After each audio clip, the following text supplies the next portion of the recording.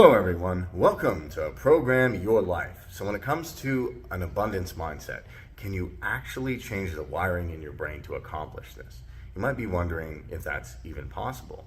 Well, when it comes down to abundance, really it is coming from your mind. It's coming from your brain, what you perceive out there. What do you see now? Do you see yourself having abundance? Do you see yourself in lack?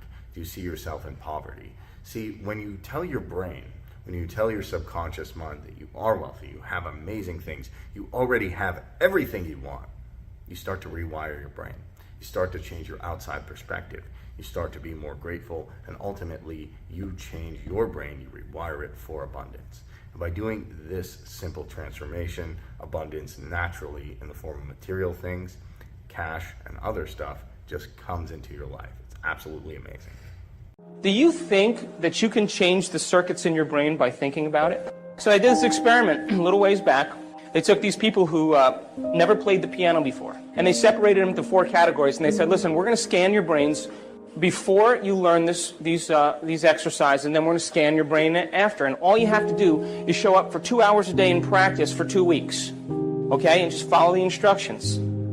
And we're going to hook your brain up to these sophisticated scans, and we're going to see what happens before and after. So they got with these people, and they said, okay, first group, here's the scales and here's the chords. They're one-handed exercises. Practice them over and over again. Keep playing them. So they played every single day, 2 hours a day for 2 weeks. They scanned their brains before, they scanned their brains after. After 2 weeks, guess what happened? A whole new set of circuits lit up in their brain that never lit up before. That makes sense. You learn something new. Learning is making new connections.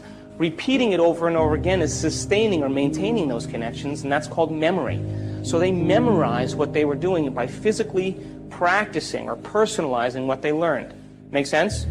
Standard, simple. They took the second group of people and they said, listen, we want you to play 2 hours a day for 2 weeks. We're going to scan your brain before and after, but you know what we're going to do? We're not going to tell you how to play anything. You just come and do whatever you want. Play whatever you want. So at the end of 2 weeks, guess what happened to them? Nothing. You know why? Because they couldn't remember what they had learned the day before. And they couldn't remember what they played the day before, and they had no structure. They got no instruction and no knowledge to be able to apply it to make some steady circuits. Took the third group of people, they said, listen, don't even show up. Don't even create your day. Same thing. Nothing happens. Last group of people, they said, listen, we want you to come 2 hours a day for 2 weeks. We're going to show you these one-handed exercises.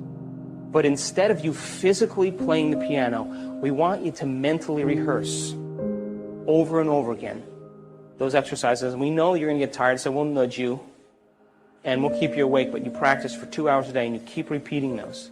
At the end of 2 weeks, they rescanned their brain, and guess what happened? Same area of the brain lit up as if they were actually playing the scales. Now, you know what that means? They grew new circuits in their brain just by thinking about it.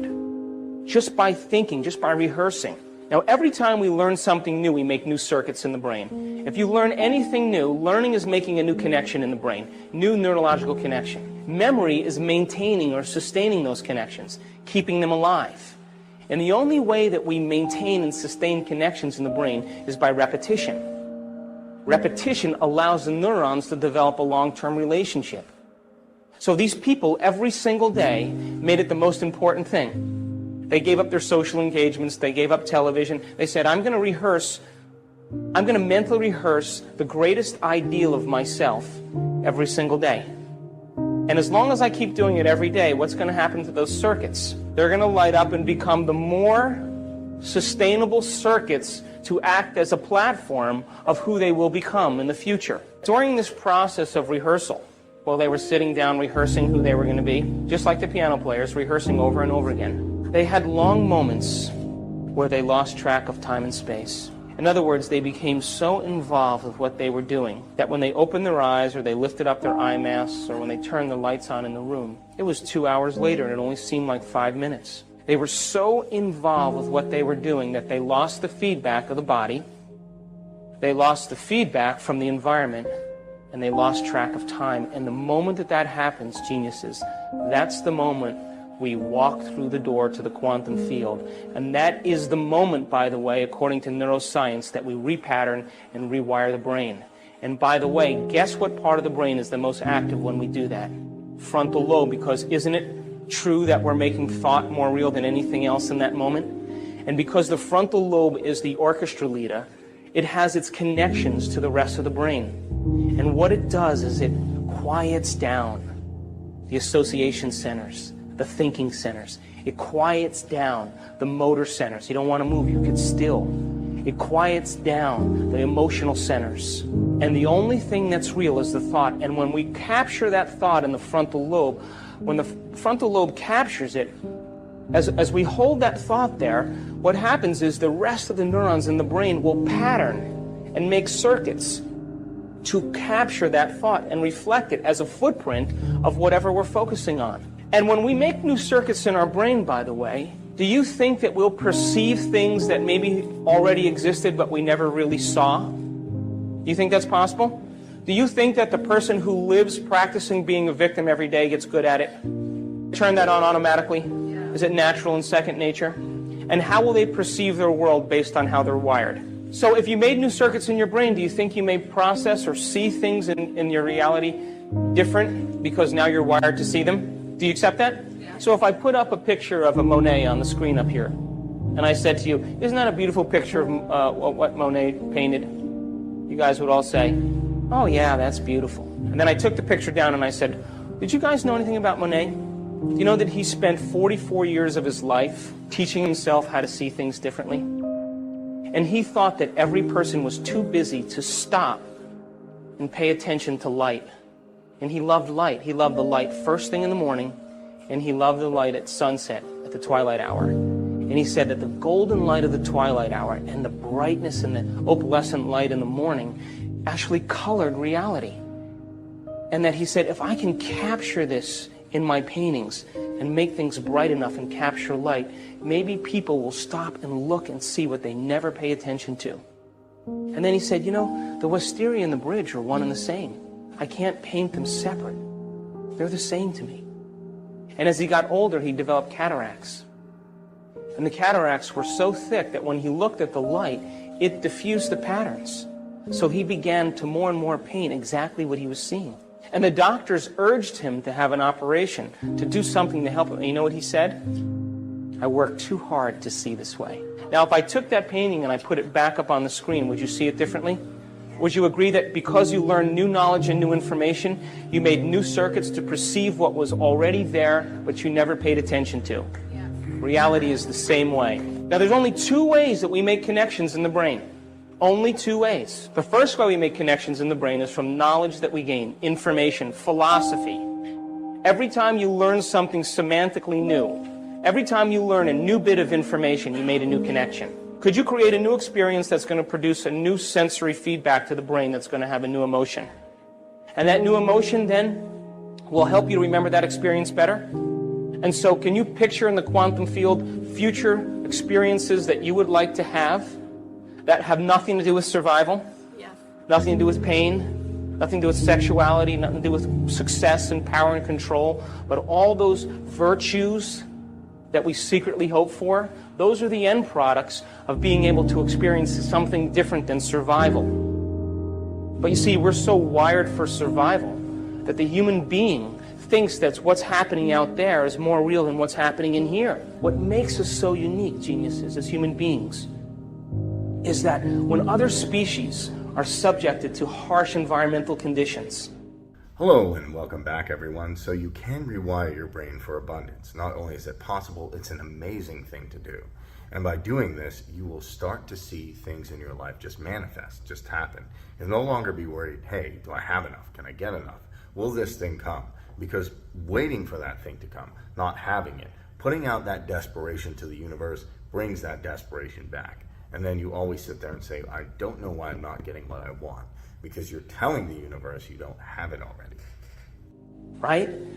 They have to continuously expose themselves to it over and over again until they start to modify their behavior. And as they start to modify their behavior, after several generations, they may be able to change their genetics and produce a way to acclimate or change as a result of that environmental stimuli. What's that called? Evolution.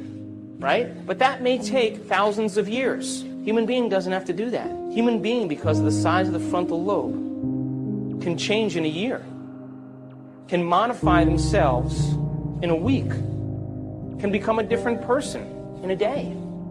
We can evolve ourselves and become somebody else and not have to go through the long continuum of trial and error. Why not fall in love with an abstraction, something that you haven't experienced yet? But if you can put all of your mind into that abstraction, don't you think that that abstraction will be your future?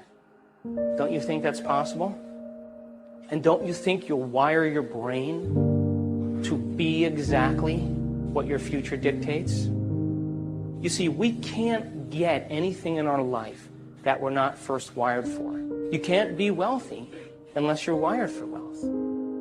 So once we're wired for it, implicitly wired, non-declaratively wired, when we've wired it so much that we don't have to think about it anymore, that's the moment we are it. And that's the moment it takes no effort to have the side effect of who we are as a mind show up in our life. I have a friend who's a millionaire. I went to lunch with him. He said, today I lost everything that I owned. Pass the ketchup. And I looked at him and I pushed the ketchup over there. And he was talking to me and I said, Jerry, aren't you upset? He said, what do you mean? I said, well, you lost everything, you owned.